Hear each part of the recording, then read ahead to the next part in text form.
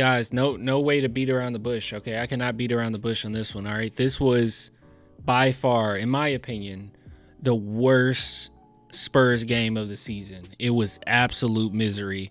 A big chunk of that, a big part of that, is because they definitely should have won this game. And something else that I'm starting to notice that's beginning to bother me. So I'll just talk about the game as a whole, because there's not a lot of good to talk about, right? I mean, I'll just be honest. There's not a lot of good to talk about. I need to just talk about the game as a whole and then just point out players, all right, that bothered me. All right, so one thing that I've noticed, and I was a little worried about this, right? And you know, I just hoped that, you know, it's just a little overblown, or you know, I'm just tripping when I mention this. But one thing that I've noticed is that the Spurs last season, terrible second half team, right? And this season, not to say they're the worst first half team in the world, but there's not a lot of adjustments. And I feel like they're starting to get to the point where they're like, well, anything that we're struggling with in the first half, we'll deal with it in the third.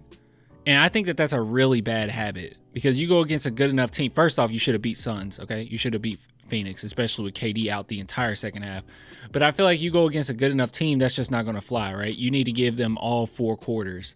And I feel like this game, the Spurs made so many mistakes in the first half, and then they come out swinging in the third, and I'm like, I don't like this. I don't like this tendency. I'm not crazy about it. And I also think, because obviously elephant in the room is the absurd amount of threes that they took. All right, they took 44 threes at 18%. You would have thought that they got the hint, right? 44 threes, and you hit under 20% from three. God awful. And I think what's happening is the Spurs, being a young team, they're basically, because we already know this is the Spurs game plan for the season, right? They're going to take a plethora of threes every game. No questions asked. That's what they're going to do. And I just feel like the team took it a little too literal in this game. I mean, because you have to adjust. Wemby talked about adjustments and making adjustments in a game and doing whatever the team needs him to do. You got to make adjustments, man. You can't just keep shooting threes if it's not working. You can't keep doing it, especially in this game where you didn't have to. The game was within reach basically the whole game. You played pretty good defense. You didn't have to take as many threes as they took. You should have adjusted. They did not adjust. They just kept taking them. I don't understand that. I don't get it. Champagny had a really off night, and he just letting it fly. Wemby had a really off night, just letting it fly. I don't get that. That bothered me. So as a team, that's one thing that I'm worried about. And don't get me wrong, it's a better issue to have than last season. I would much rather us be a second half team than a first half team. But you gotta swing all four quarters, and I felt like the Spurs were just There's not one player, because I know a lot of people are throwing out Zach Collins right now. There's not one player to blame for this necessarily. I feel like it was just the team as a whole playing pretty poorly. But hey, we might as well point it out, okay? Vic, bro, I don't understand. Look, he's the leader of the team. He's super young, but we've seen him put up 50 points this season. We've seen him put up crazy stat lines this season. We can critique him, okay? I think that that's fine to critique him. Some people try to bring up, which is crazy. I don't know. You have to be a crazy Sohan hater to bring this up. But I've actually saw people on Twitter blaming Sohan, saying that Victor can't play with Sohan, and that's why he had a bad game. That is absolutely ridiculous. Yeah, that is absolutely ridiculous. I don't even know how to respond to that. But this game in particular, we can critique him because he's good enough. He's good enough to be critiqued. Another reason why that's really silly is because Victor, his second game of the season, I think he put up like 30 points, right? 29? Nervous? No, he wasn't nervous. He wasn't nervous. I think that they just took the team's game plan way too literal. Vic, the way that the Suns played him, Victor brought this up. He said that he finally feel like he's figured it out where teams try to guard him a certain way. But with the Suns being as small as they are, you got to just get in the paint. Any means necessary. You got to get in that paint. I don't really understand all of the outside shots in this game in particular. At times, Victor felt like a liability. He had 4 turnovers, but dude, I swear, guys, it felt like 6 because the turnovers were so bad. It was so bad. I mean, it was already bad officiating, so there's only so much you can do there. But, geez, man. I mean, it just seemed like that, especially the first half, he was just so careless with the ball. Just so careless with the ball. I mean, picking up his dribble almost immediately and just throwing the ball in no man's land. And you know what bothers me the most about this game? This is what made it really misery, though. This in particular. That he had 0 points in the first half. Like I said, the Spurs as a whole, it seemed like they took a back seat in the first half. And then he goes into the game in the second half, beginning of the third. Look at this, guys. Driving. Hold on. I'll highlight it just so you can see his name. Control find Victor. This is what made it really frustrating. I would have been less frustrated if he was just terrible all game long. All right. So driving layup, he made it. And it was a shooting foul. He hit his free throw, right? That's 3 points within like the first 30 seconds of coming into the third half. And then he made a tip shot. Okay. Now you're not even a minute into the third yet. Then he had an alley-oop layup with 10 minutes and 37 seconds left on the clock. And then he had a 2-foot dunk from Chris Paul. And then he had an alley-oop dunk. And then he made a free throw. And then from here, I don't know what happened. It was just over. It was just over. No more shooting around the paint for Victor. I don't understand that. Yeah, he came into the game like literally the first 3 minutes and put on a show. Like an absolute show. Within those 3 minutes. Getting around the rim. And I'm watching, there was nothing that the Suns did that, especially from the beginning of the third, that they did that would have just completely prevented Victor from getting in the paint. There was just way too many outside shots. Spurs need post scores. That's an issue as well. So I won't, the thing is, like, we could easily like try to blame the coaching, but actually, guys, hold on. Actually, we'll look at the team stats. But from watching the game, it seemed like they were trying to get in the paint. It's just like you said. Hold on, who said that? Do 77, do 777. Like you said, they don't have post scores, right? They just had a really hard time getting into the paint. And this is the crazy part. As poorly as we played, we still beat them in the paint. I don't know why we didn't just punch them in the mouth when it came to this. And I know last game what really saved us was our 3-point shooting. But I would like for the Spurs to make adjustments in the middle of the first half rather than waiting into halftime for them to make adjustments. And that comes down to the players, right? That's not just coaching. That comes down to the players.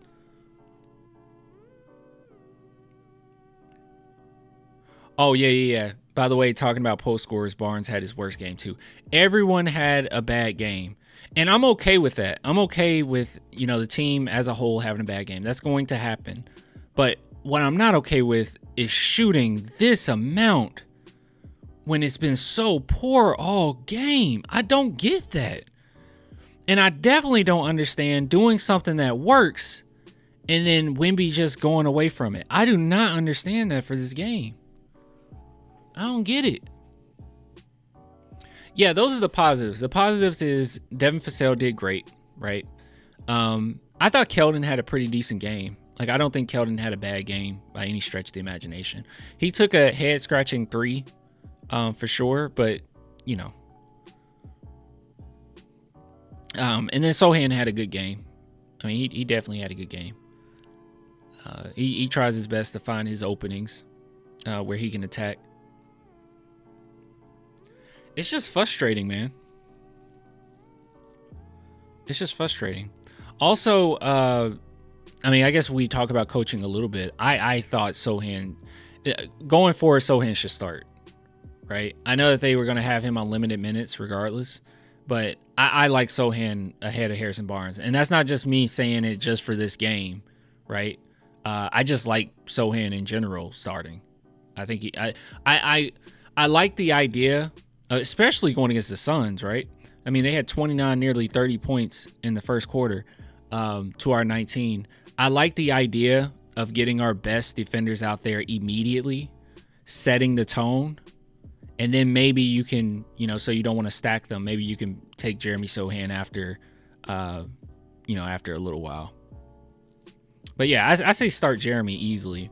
I think he will start. It's no big deal, but Don says Wemby is hurt. Yeah, I brought that up. That Wemby had a back issue, or Victor Wembanyama hurt his back during the game. But everything that we're talking about here is pre that, right? That was the charge. I mean, I would happily give him that excuse if it happened earlier, but no. Anyways, who else should we point out here? Everyone was horrible. Victor Wembanyama was horrible. It's crazy. Even when we say he's horrible, he had a block, a steal, 7 assists, and 13 rebounds. That's crazy. But he was horrible. He was pretty awful, guys. He was pretty awful. I'm getting a little tired of the not making many adjustments in the first half and then second half, going off. But I just don't understand not sticking with it when something was working. But he was, which we don't see very often, mind you. All right. He was a negative 15, plus minus 15, and Chris Paul was minus 20. That is not something we see often. So everyone had an off game. I get that. If your name isn't Devin Vassell, Devin Vassell, Keldon, or Sochan, you had a pretty off game. Like I said, Keldon, he didn't, 40% ain't great. 3-point percentage wasn't great, but all things considered, I thought he did pretty well. Even defensively, I don't think Keldon was that bad. Devin needs to be starting. It just makes more sense. It's like, for me, it just makes more sense. If you want Devin Vassell to come off the bench, that's totally fine. Because you sit Wemby, eventually you'll stack them, right? But you sit Wemby, you have another offensive threat that goes in there, right? But sitting Sochan with this roster doesn't make a lot of sense. Maybe when we go into, the draft, this upcoming draft, maybe he will be sent to the bench. But I just feel like him in that lineup sets the tone defensively, right? I don't think that Devin Vassell is a much better defender than Julian Champagnie. Obviously he's a better scorer, and if we're going to be utilizing his scoring ability, then I don't mind him coming off the bench as a 6-man, for now. But like I said, I want to set that tone. I would much rather you just go ahead and have Sochan start. But he was hurt. He was hurt. And I think eventually as the season goes on, Sochan and Vassell will start anyways. But I'm just saying, if you had to choose, both of them can't be coming off the bench, though. I'll tell you that much right now. Another thing that was kind of weird in this game, talking about coaching as well, is we did not utilize our depth at all. I don't know if you guys noticed that. At all. Mamu didn't play. Bassie didn't play. When it was the last time we've seen Branham, guys?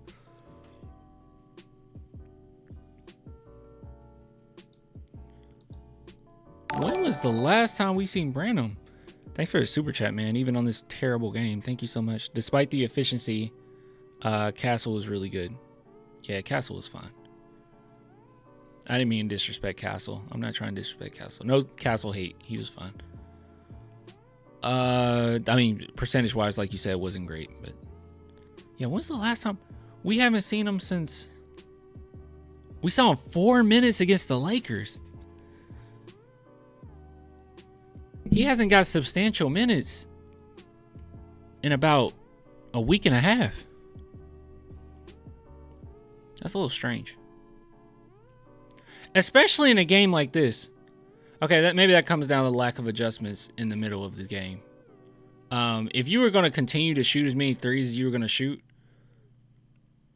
we shouldn't have to live or die by Champagny and Wemby. I mean, you have Branham right there and Mamu right there if we were going to continue to take them. I don't know, a little strange. Barnes was terrible. He was god awful. Let me see. Barnes 1 for 8, 0 for 3 from 3. He brought you nothing. I mean, statistic wise, he brought you nothing. But even the eye test to show you he was getting burnt continuously. He looked terrible. Like I said, the Spurs were attempting to get in the paint, but it was all for naught. Zach Collins 0 for 7, but he was a +4 at least, I guess. Just a, I don't know, man. Just a horrible game. Now, this is not one of those things. I probably should have said this early. I guess we're too deep into it now, and people just feel, that I'm down on this team. I still say that we win 44 games. That's my win number. But this doesn't change how I feel about the team at all, right? Like, this is an off game. It's a bad game. You just got Sohan back. Trey Jones stripped out of the rotation due to being injured. Devin Vassell and Sohan both coming off the bench is kind of weird. I didn't like that.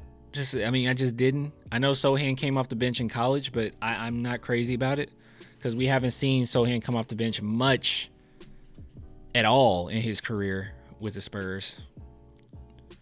So I just think that's a weird thing to do. Let's see. Yeah, he never comes off the bench. This would have been his... Wait. Guys, this legit would have been his 5th time in his career coming off the bench for the Spurs. And the last 2 seasons, his 2nd time. I just don't get that. I know he's injured. We're going to limit his minutes. Just let him play. Set the tone. And then sit him. Yeah, that's a little strange. You guys notice that? I thought it was weird, him.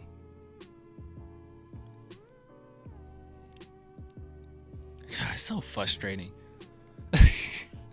It's just so frustrating. I was watching the game on the Phoenix broadcast, and they were making some goofy remarks. I watched it too. Which remarks did you dislike? I did not like that broadcast at all. It was pretty annoying. I ended up turning the volume down. Wemby probably dropped the ball on purpose. He mentioned he didn't like Vegas. Wow. They was talking crazy. I did not care for the Phoenix commentators. They were lame. Phoenix commentators were grilling Sohan's hair. I didn't hear that part. They were super down on Sohan. It was wild. Oh, okay. I didn't know. I don't know why I didn't notice that part. They were saying, I heard them say, which is crazy. I don't know what they're talking about. They said that the Spurs looked uncomfortable taking those threes. I don't know. They shot 44 of them. I don't know what they were even talking about, what they were suggesting. The Spurs have continuously shot threes this season, but they looked uncomfortable taking it. I don't know what they meant. Broadcast was a bit odd. It really was. Trey Jones would have helped today. Look, we did not need Trey Jones to win this game, okay? You got Kevin Durant gone for the entire second half. You had it within reach. You have Victor Wembanyama against 5-foot players. There was no reason to lose this game. No reason to lose this game. You did not need Trey Jones to win this one. Of course, he would help any game, but yeah, there was no reason to lose this one. Oh, man. I don't know. I didn't mean for this to be a negative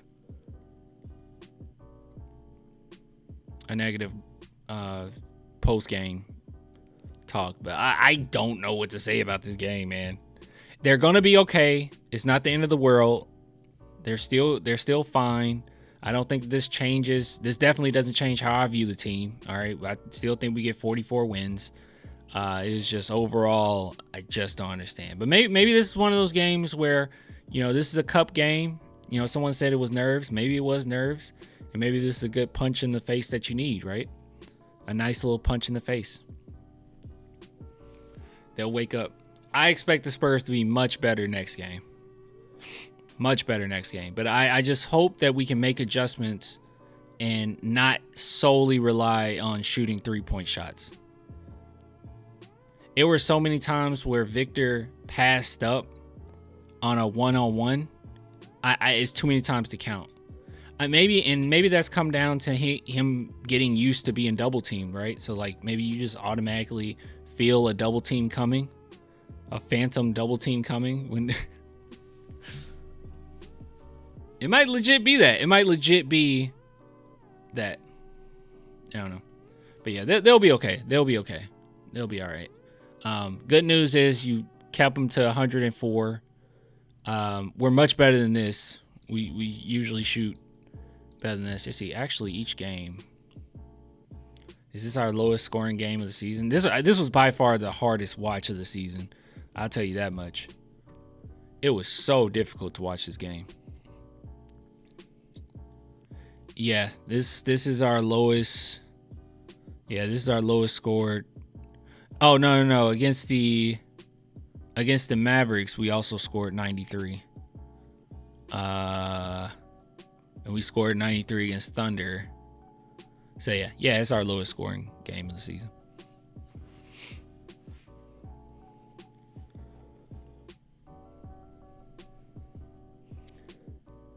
Not as hard as the game versus the Mavs. It was worse for me. And the reason being is because this was one of those games where the ones that really frustrate me are the ones where you just supposed to win. Like this is one of those where everything was on our side to win this game. There was no reason in losing this game. And it seemed like you were shooting yourself in the foot. Those are the ones that's the worst to watch for me. If we're just getting beat down by a team, yeah, that's hard to watch. But we come out and just say, they were a better team or we were missing this player or this player. But this was just one where it's like, really? 93 points? Really? No points for Wemby in the first half? Really? You start off the third quarter and you score all of these points around the basket and then we just run away from it? Really? Like, no. It was infuriating. But like I said, they were attempting to score in the paint. It's just no one on the team could really do it other than Wemby. And he refused to do it, so. Commentators were also glazing how the refs were giving the Spurs all the calls and none for the Suns. That was wild. Yeah, I did hear that. That was wild. I don't know what game they were watching. The bias. I've gotten used to the Spurs broadcast, in which, yeah, there's bias because it's your team, but it's also pretty charitable to the opposing side. And the Suns just were not. Their commentators were not.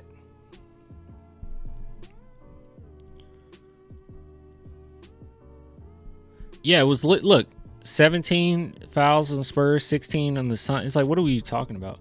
The refs were horrible, though. Everything was like the weakest fouls. The Spurs also give other teams some benefits. Yeah, exactly. We do. The Spurs commentators, they do. They give them love. CP3 was telling the refs that they needed to start calling calls. Phoenix Suns have a to-do organization. Check out Mitch post-game conference. It's up. All right, we'll take a look at that. All right, ending segment. My takeaways are the Spurs are much better than this. This was a miserable game to watch. Everyone was absolute trash.